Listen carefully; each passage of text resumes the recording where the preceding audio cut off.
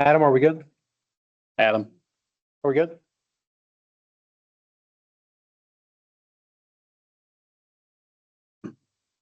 Good evening, everyone. Welcome to Nicholas County Board of Education. We're going to call the regular meeting Tuesday, May 22nd to order. At this time, please stand for moment of silent reflection.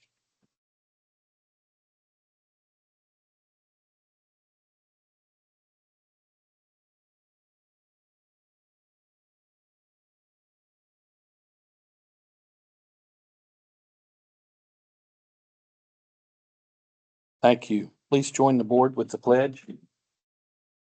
I pledge allegiance to the flag of the United States of America and to the republic for which it stands, one nation, under God, indivisible, with liberty and justice for all.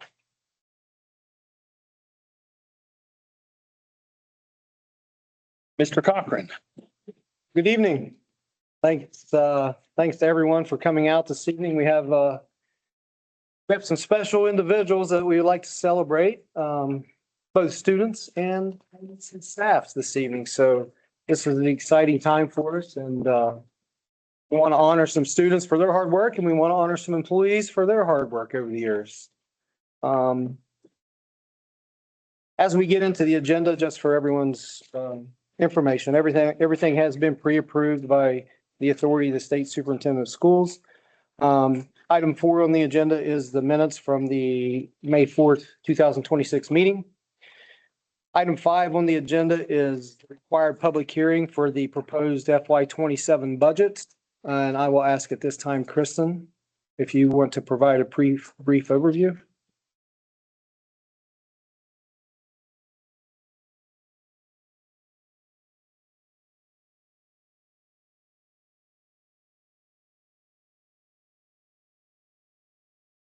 Sure. So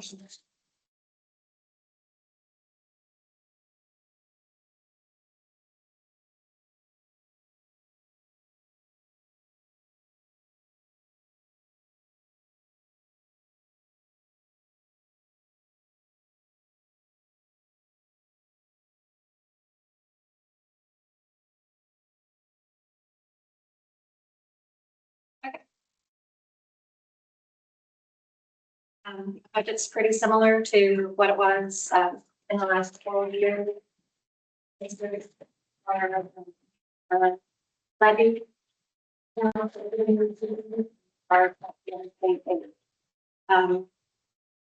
you can see here, our revenues, our anticipated revenue, $47 million number.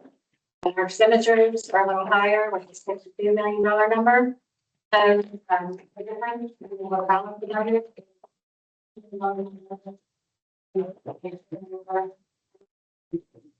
Now, you guys seen this before, you know that usually our carryover runs like $2.5 million. So the reason it's about double this time is because this year we're required to put in an amount for contingency.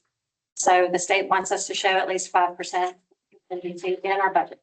That's why we have to do not double what we usually do for our budget.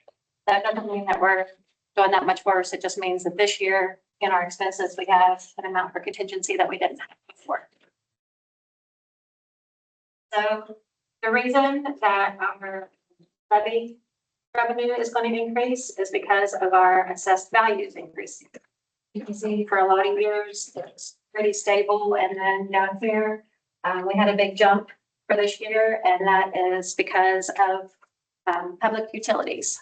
So the increase in those values leads to an increase in the amount of levy, regular and excess levy funds that we receive.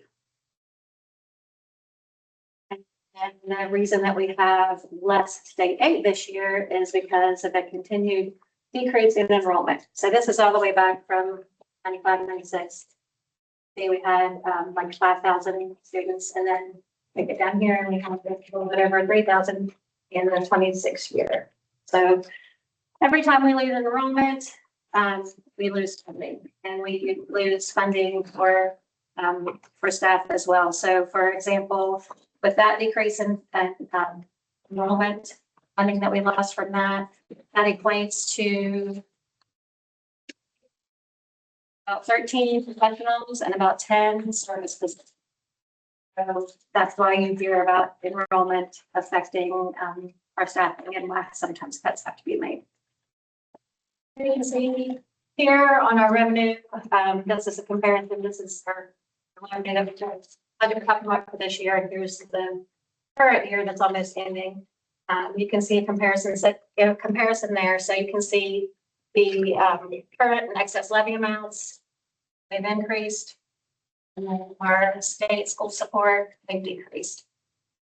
And everything else really, I mean, you know, there's some positives and negatives there, but everything else is pretty consistent prior year.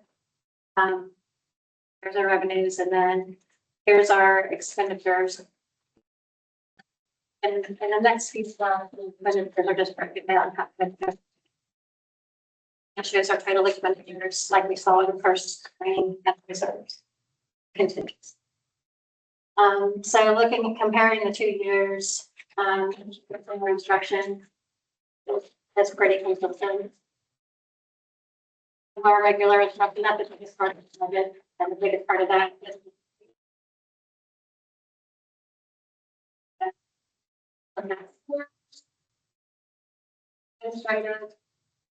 pretty similar to prior years. Pretty much all the way down.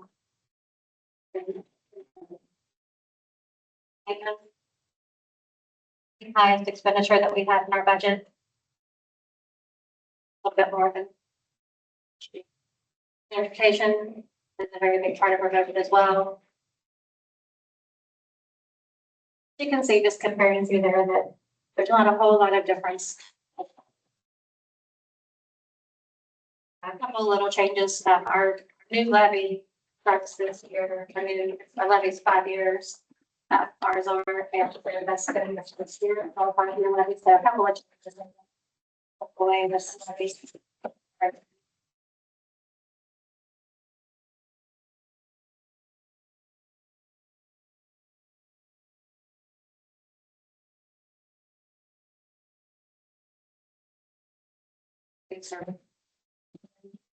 Pretty awesome. Although food costs will go up, staffing is.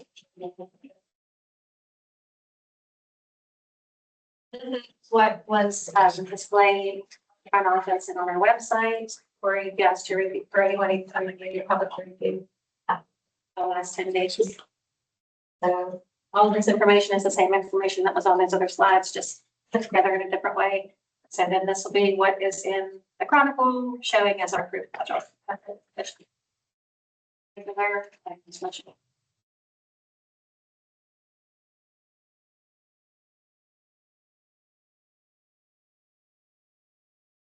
Any questions as it relates to the proposed budget for Kristen? Good work. This is a very busy time of the year for her. She worked many years.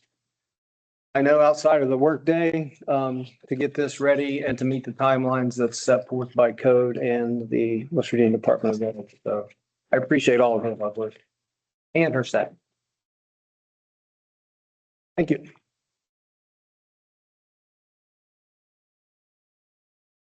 Item 6 on the agenda, we do have some recognitions tonight, as I mentioned earlier. We're going to start with recognizing those individuals who were winners of our Golden Horseshoe Award. This time I'll ask Mrs. Laura Jarrett to come up.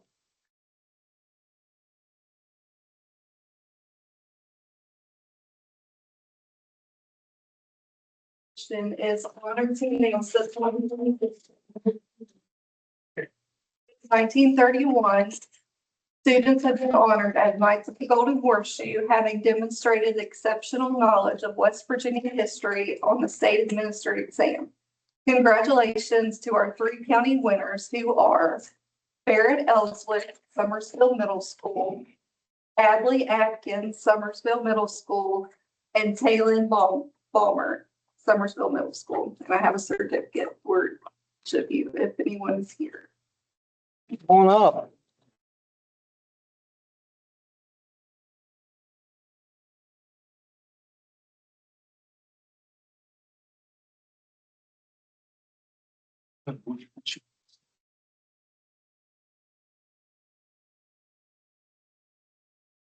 Remember, get a picture?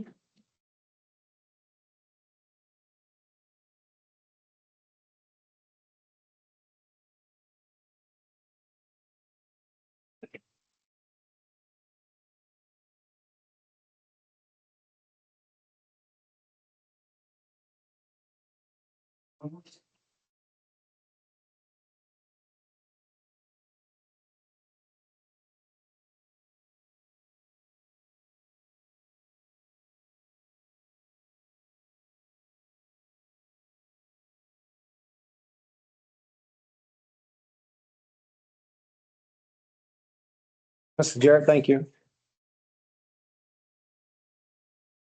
Next, we have some recognitions for our 2026 retirees. I'm going to ask Mrs. Fletcher if you want to come up and assist with this. We have, I think, a total of 2, 4, 6, 8, I think a total of 11 of our employees that has submitted for retirement this year. And if you want to total that up, it's like 261 years of service. So that is amazing.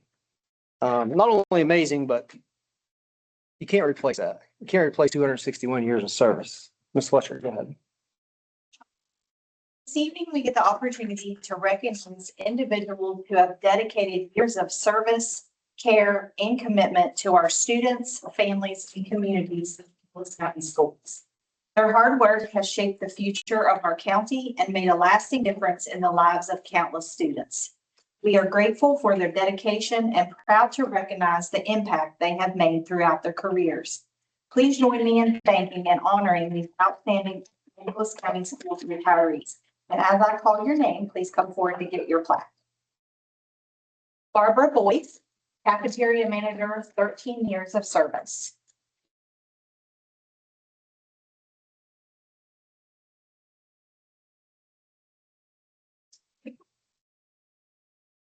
Helen, teacher, 13 years of service.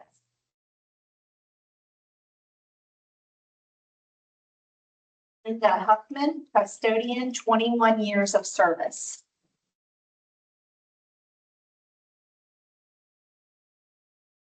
Robin Short, aide, 21 years of service. Tammy Huffman, cafeteria manager, 25 years of service.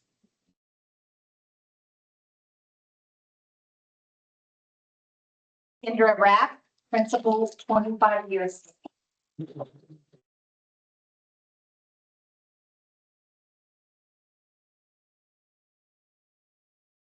Ian Lanham, clerk, accountant, 26 years of service.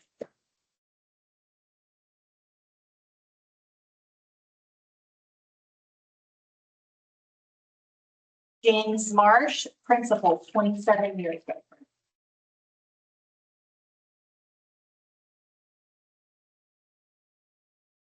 Stone, bus operator, 28 years of service.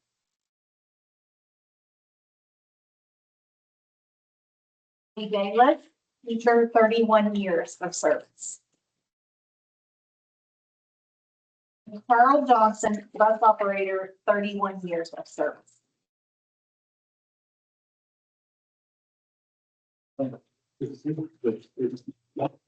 Squeeze in here, we'll get the picture of everyone.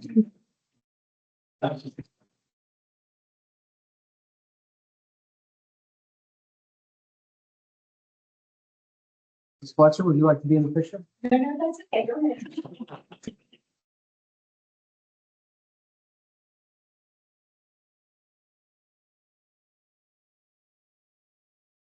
Let's give him one more round of applause.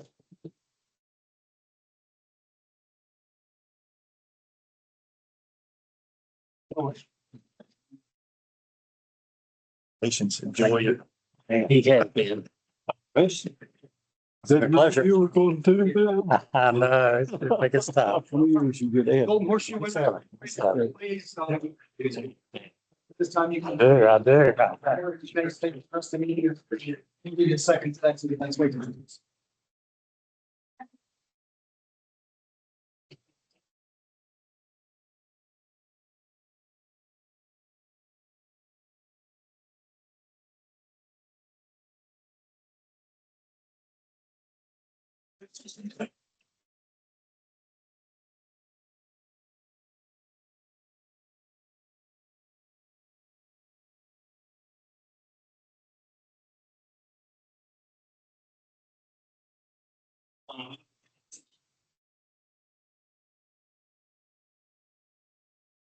Next on the agenda, I do have a brief construction update as it relates to the few of the projects we have going on within Nicholas County. The roofing project at the Nicholas County Career and Technical Center.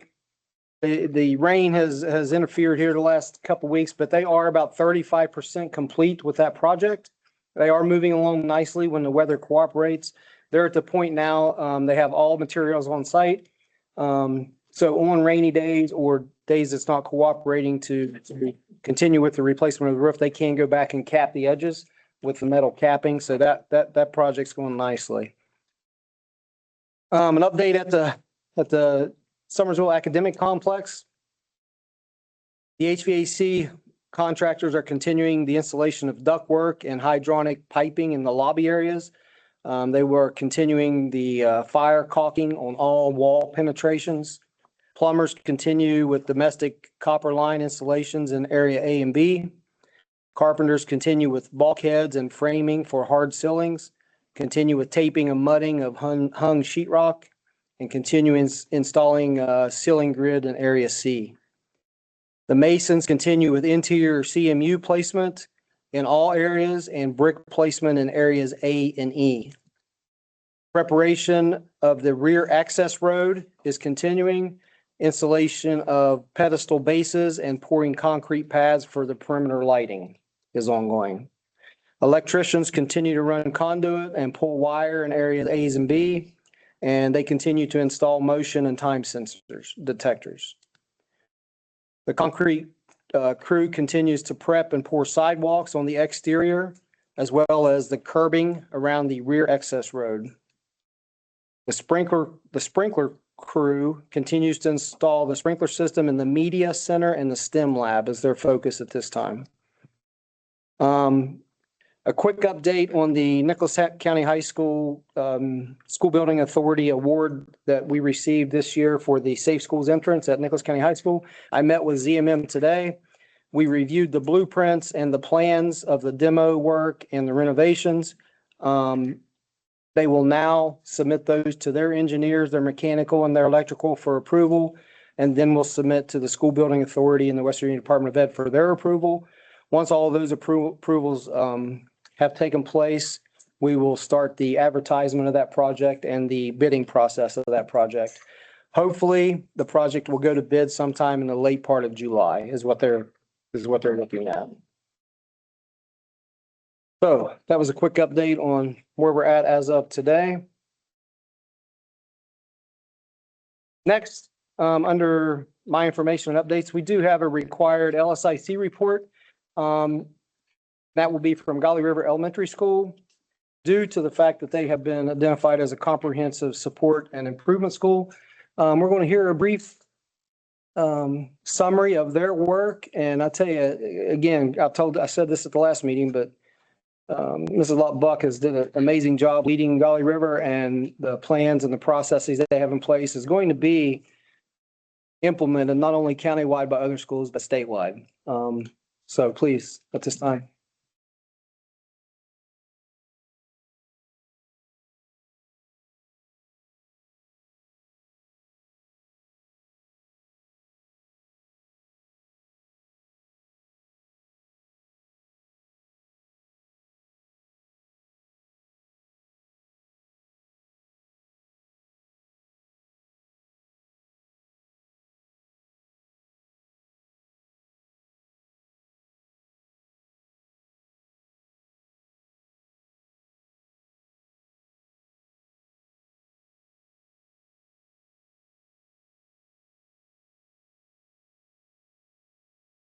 Thank you.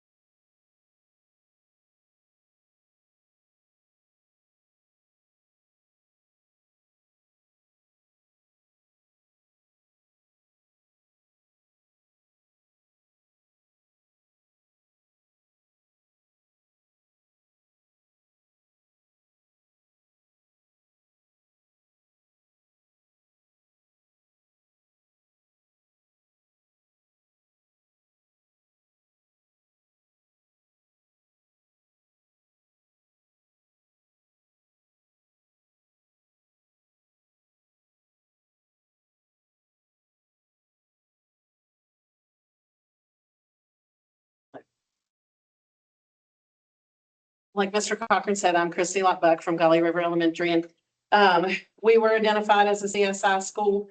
And there are different ways to be identified, but in particular for us, it was subgroup special ed, and that tracking started in 2022, and specifically it was math for us that we didn't show the level of progress for our special education students in the WVGSA.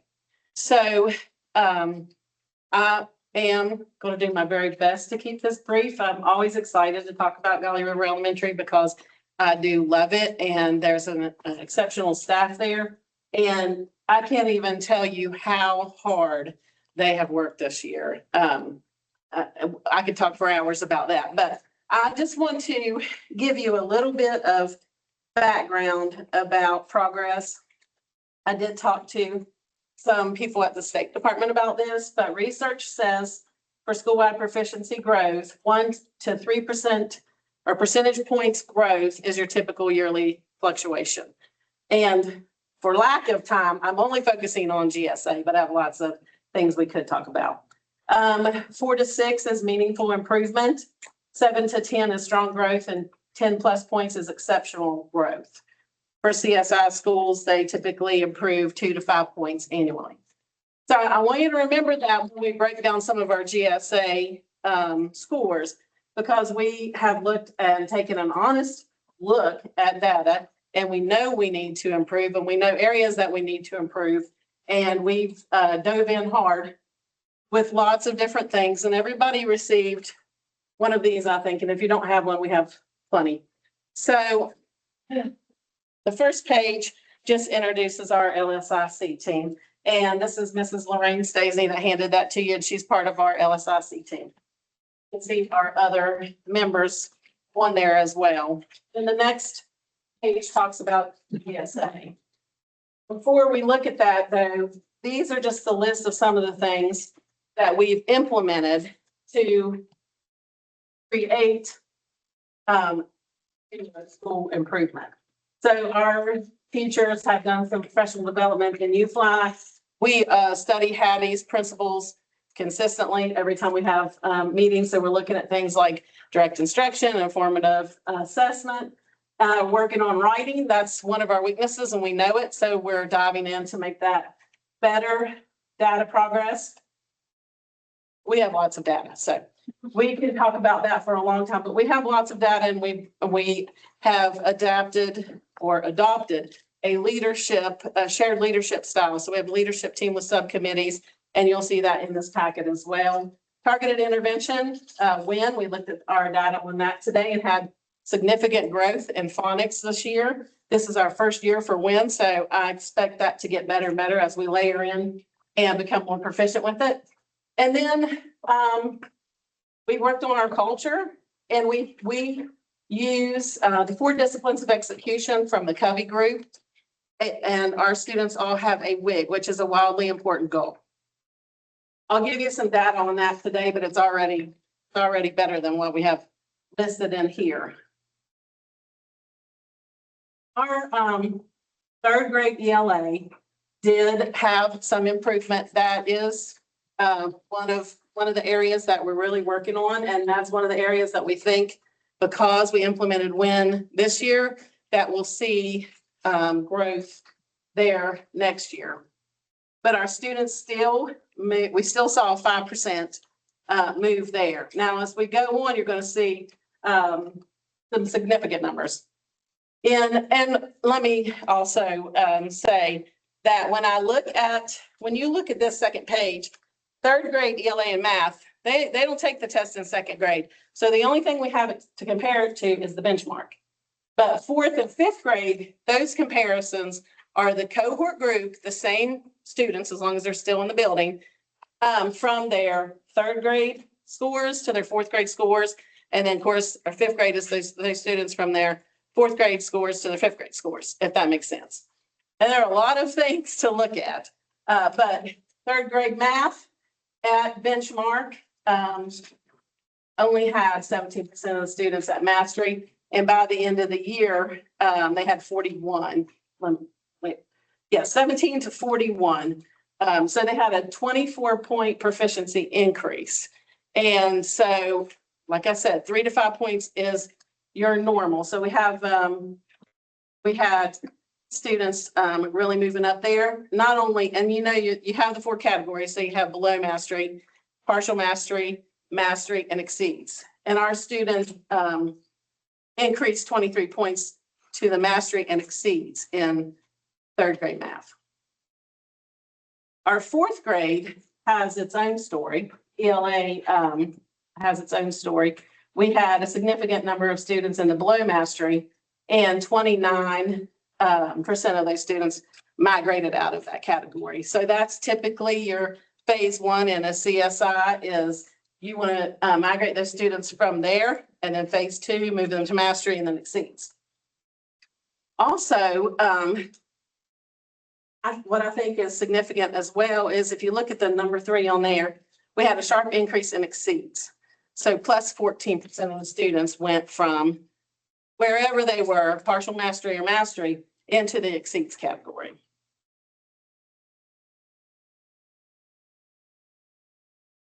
Math is our shining star.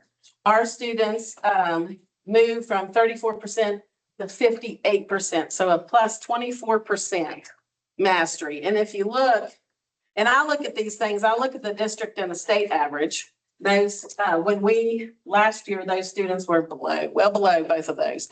And you can see our 4th grade math compared to district and state average from this last year. And then our 5th grade ELA, they increased in overall proficiency by 10%. So from 37 to 47. And you can see they closed the gap there between district and state. Last year, we were 10 points below and 13 points below. Now only 1 and 4. And so we're going to continue to look at that, and we are going to increase that so that cohort's rapidly catching up. And then our 5th grade math, we had, that's what you want to see. You want to see that below mastery and partial mastery go down because they're moving into mastery and above. So we had an 16 to 26% increase in mastery, and then from 12 to 15. So total 13% went either to mastery or exceeds mastery. So you can see some positive trends in all of those grades. This just kind of sums it up. 4th grade had a 29-point reduction in that below mastery, and 4th grade math had the 24-point increase in proficiency. 5th grade ELA closing that gap, and also that 10% jump, and the 5th grade math 13% jump, also closing that gap. So back to the WIGs, the wildly important goal. Our students set a goal to increase 100 points in their math on IXL and in their ELA in IXL. And we started this last year. It was a reward system. The students were doing it because they knew they were going to get a prize and those kind of things. This year, we upped our game. We have compelling scoreboards. We have cadence of accountability. So we're checking those weekly. And you can come to our school and walk to a classroom and ask their student what their WIG is, and they can tell you. And they can tell you, I was at 210 at the beginning of the year, and I am now at 350. And I would say 95% of our students could tell you that with ease. So now our WIG has become intrinsic. They still do get a reward, but they're rewarded more by their progress than material things or still in the principal's chair or some of the other things we have in place. When I did this, 3 out of 4 students had met or exceeded their growth targets. As of today, I think we're closer to 80. And I think, and our students are not stopping. So it's the end of school. They've already tested. They still want to meet this goal. So I can get back to you on where we end up. But I am sharing this at the Covey Group Leadership Retreat in Canaan Valley. So I'm looking forward to those higher scores and sharing those there. Excuse me. And this just breaks it down, and this is in your packet too. Once you, well, actually it's on the side here of the same scores. So some of our students didn't just make a year's growth. Some of them made a year and a half, 2 years, 2.5, all the way up to they had 500 points growth, which would equate to 5 years growth. So we had some students really locked in and leading the way, and they encouraged some of the other students. The next page kind of just goes over by category, some of the things that we have done to produce that improvement. I'll let you all look through those.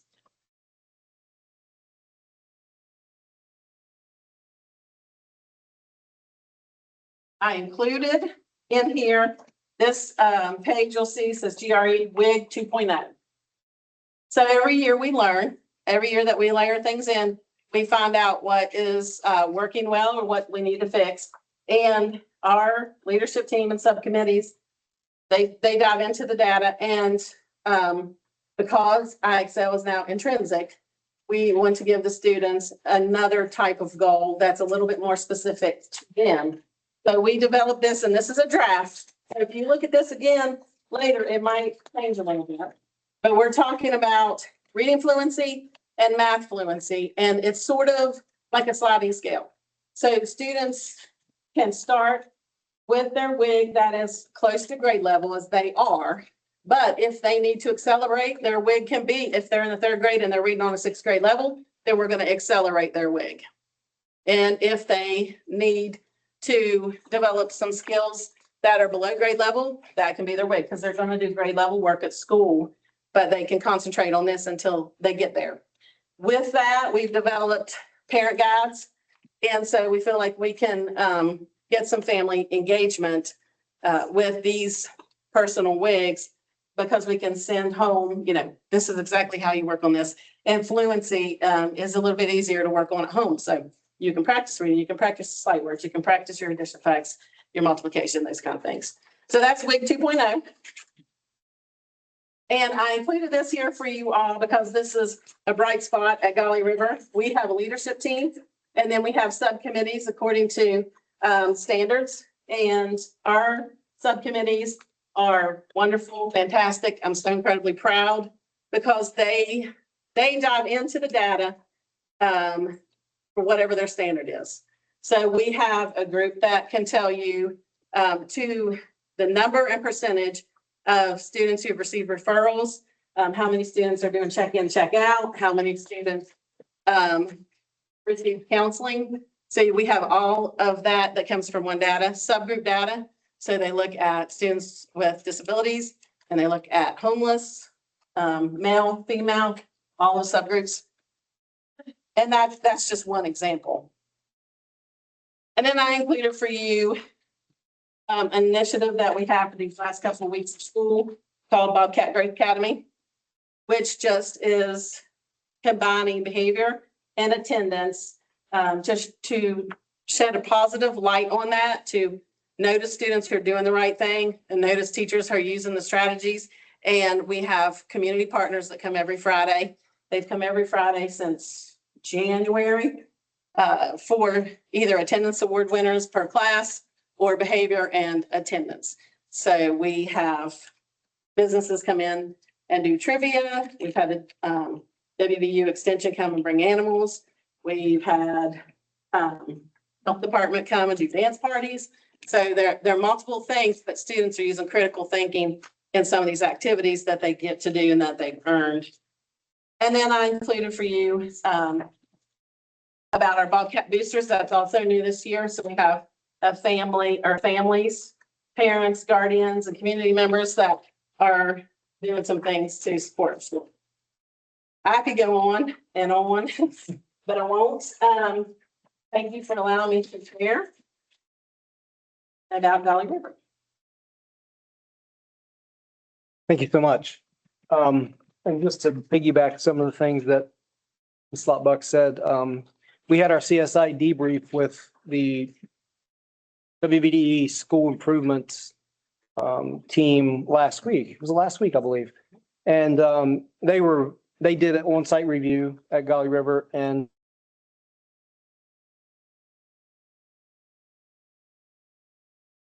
the school improvement team, as far as it relates to just the approach she's taken to developing a shared leadership style at Golly River Elementary. The staff's on board, getting the students on board with student buy-in and student ownership of their own data, their own academic achievement data. And it is evident. I've walked in Golly River and these students can tell you where they're at on their IXL scores, where they started and where they're at. I mean, it's amazing. And when you walk in Golly River, it's evident. I mean, it's on the walls, it's in the classrooms, it's evident. So just great job. Great job. We're blessed to have her with her leadership, and great job to the staff at Golly River as well. So please pass that along. Thank you so much. Yeah, it's very impressive, those kids that went from below to exceeds. I know how hard that is. Because, you just try to get them from one to the next level, but when they jump the level in between, that's good. Thank you. Moving on to the agenda. Item 7 is new business. We did have some approvals.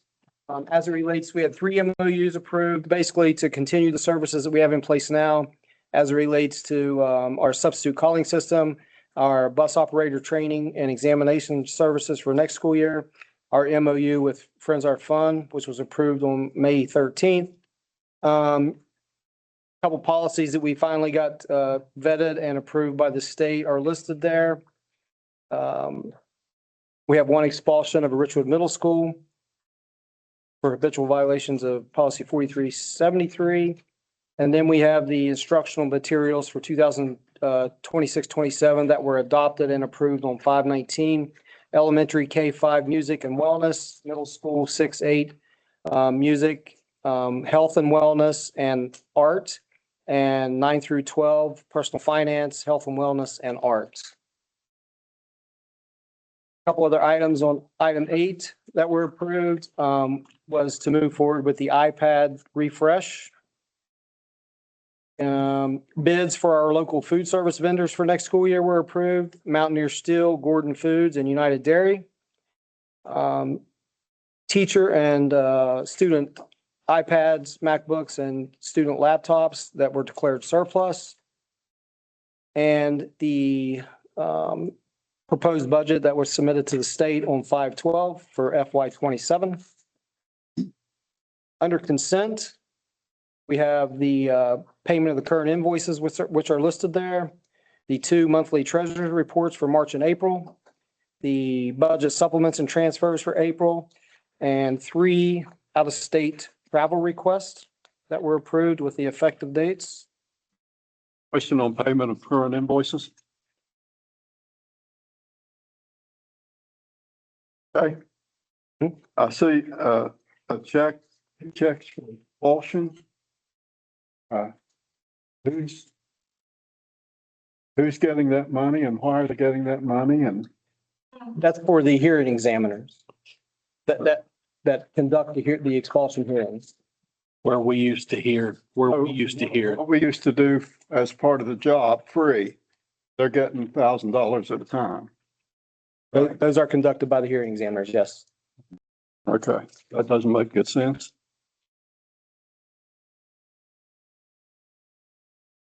Are we still paying that modular lease on the, It's still no. pardon? In Craigslist? No, we are not.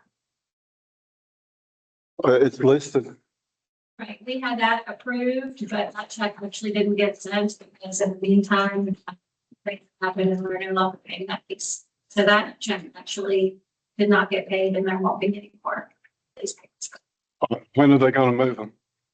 We're unsure. We're still, We're still in mediation with the company that installed those. We're going through the mediation process now as it relates to the existing contract. So when we get more information how that will move forward, we will let you know. And when the middle school moves, we're still gonna be paying $50-some thousand a month. That as well.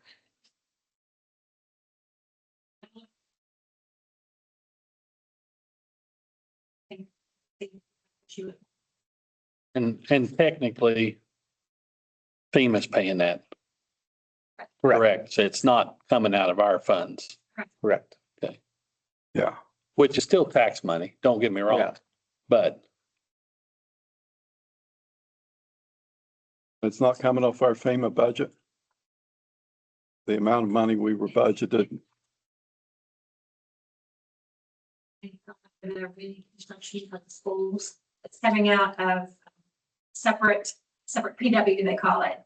So there was one of those for each segment of what had to happen when the flood happened in order to get us back to good. And then there's the big projects. So all of those other things like the modular, moving to the modular payments themselves, the payments to other places where we had to have sports practices, for Right. example. Those are all separate little programs that had a lot of money, but they don't come out of the big.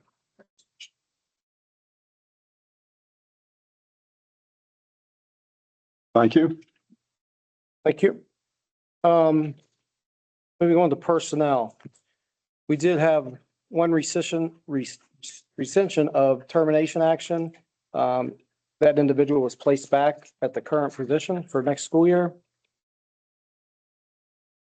We have one contract renewal for the same individual, 2 professional leave of absence requests, 2 professional transfer requests that were approved, 1 professional resignation. We have the employment of 2 professionals, and then multiple contract renewals for professional substitutes for next school year, along with 2 leave of absence for service personnel that were approved, 1 retirement request for service personnel. We have multiple service personnel resignations with those effective dates, 2 service transfer requests that were approved, 1 rescission of termination action, 4 service personnel employment with those effective dates, and the contract renewals for service personnel for next school year, along with the substitute service personnel renewals for next school year. We have 4 resignations for extracurricular contracts, and then also multiple employment for extracurricular contracts.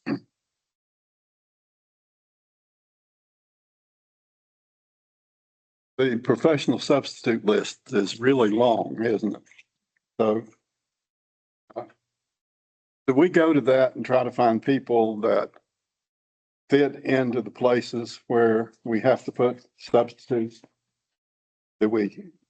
Like for long-term positions? Yeah. If they meet the criteria to hold a long-term permit within that certification area.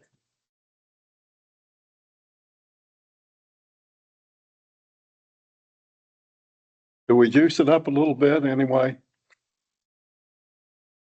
And can we? As far as adding additional, Yeah. no. It doesn't seem like we should have any classrooms where there were substitutes that were not certified in the field with all this list. It would depend again on the vacancy and what the certification requirement was, whether that individual had enough coursework to hold a short-term or a long-term permit. yeah, it's not like it used to be. Term substitutes can work day to day up to 30 days. But if they're in a long-term position that is over 30 days, they must either have licensure or a long-term permit in that endorsement area in order to stay in that classroom beyond the 30 days. So qualifications do matter. Unfortunately, we find often that we don't have enough math, science, those type of certified people. So oftentimes we do have to write waivers in order to put someone in there that doesn't actually have the appropriate credential.